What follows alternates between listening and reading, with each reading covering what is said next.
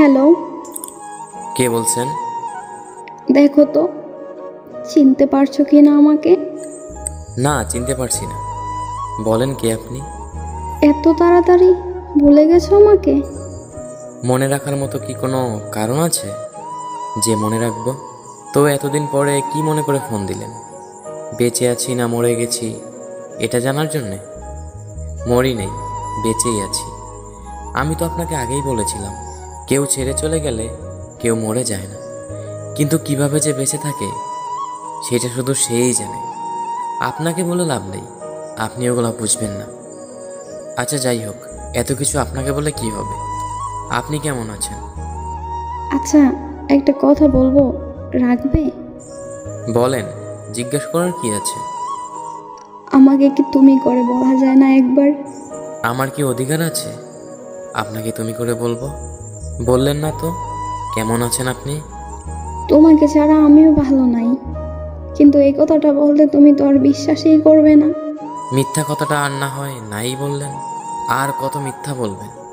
তোমার মনে হয় আমি মিথ্যা বলছি? বাহ! সেই ভুল ধারণাটা তো আপনিই ভেঙে দিছেন। কেন? আমি আবার নতুন করে কি করলাম? 4 বছর ধরে একটা মিথ্যা কথা বলে গেছেন, বুঝতেও পারিনি আমি। কতই না বলতেন ভালোবাসি ভালোবাসি, কিন্তু এটা যে মিথ্যা বুঝতেই পারিনি।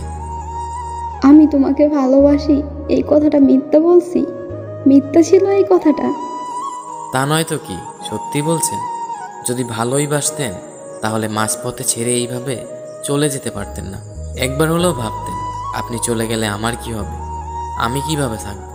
কি হলো, চুপ করে আছেন কেন? কিছু বলেন। না, আর কি বলবো? বলার মতো কি আছে আমার?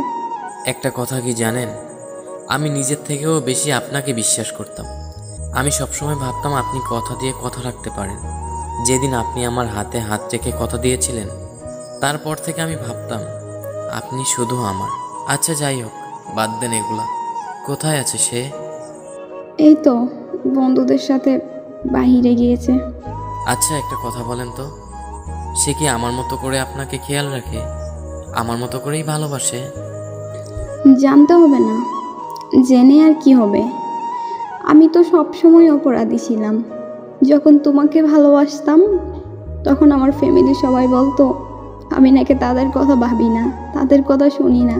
আর এখন যখন ফ্যামিলির কথা শুনে তোমাকে ছাড়তে হলো, এখন তুমি বলতেছো আমি বেঈমান, আমি অপরাধী, আমি খারাপ।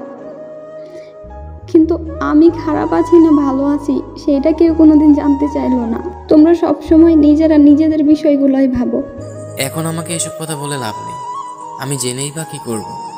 যদি এত কিছুই বলার ছিল, এত কিছুই জানানোর ছিল, আমার হয়ে আমার থেকে সব কিছু বলতেন, আমার পাশে থেকে আমার হাতে হাত রেখে সব কিছু শেয়ার করতেন, নিজের কষ্টগুলো ভাগাভাগি করে নিতেন।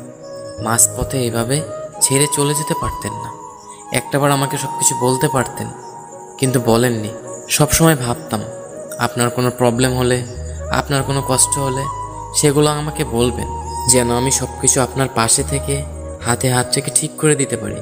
কিন্তু না, আপনি আপনার কথা ভেবে, আপনার ফ্যামিলির কথা ভেবে আমাকে মাঝপথে একা রেখে ছেড়ে চলে গেছেন। আচ্ছা, এখন রাখতে হবে, সে চলে আসবে। আর পারলে আমাকে ক্ষমা করে দিও, নিজের জীবনটা নতুন করে গুছিয়ে নিও। আর আমি তোমাকে সত্যিই ভালোবাসতাম, আমারও কিছু করার ছিল না, আমি পরিস্থিতির শিকার হয়ে বিয়েটা করতে বাধ্য হয়েছিলাম। কিন্তু তুমিও তো সেটা বুঝবে না। কেন বুঝবে? আমার মা বাবাই যেহেতু বুঝে নাই, তুমি তো একটা পরের ছেলে, তুমি আমাকে কি করে বুঝবে? সত্যি আমিও ভালো নাই, আর যদি পারো আমাকে ক্ষমা করে দিও। ভালো থেকো।